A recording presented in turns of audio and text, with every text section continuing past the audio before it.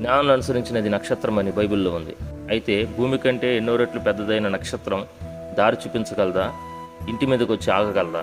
మరలా ఇక్కడ మానవులు తమ మేధస్సుకు పదును పెట్టారు. కొందరు అదొక గ్రహమని, సూపర్నోవా అని, గ్రహాల కలయికని, లేదు అది నిజంగా నక్షత్రమే అని, ఇలా అనేక అభిప్రాయాలు ఉన్నాయి. నీ అభిప్రాయం ఏంటి?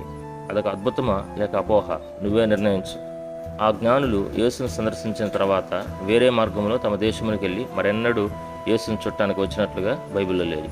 జ్ఞానులు మెస్సియా కేవలం తమ కొరకేనని నమ్మే యూదుల నమ్మకాన్ని సవాలు చేస్తూ వారి సందర్శన యేసు కేవలం యూదుల కోసం మాత్రమే కాదు కానీ ఆయన అందరి కోసమని తెలుపుతోంది.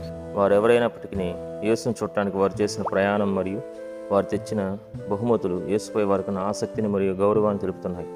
మనల్ని మనం స్వపరీక్ష చేసుకునేలా చేస్తున్నాయి. ఈ వీడియోని వీక్షించినందుకు ధన్యవాదాలు. మరిన్ని ఆసక్తికర బైబిల్ రహస్యాల కోసం పవర్ ఆఫ్ ట్రూత్ని లైక్ చేయండి, షేర్ చేయండి మరియు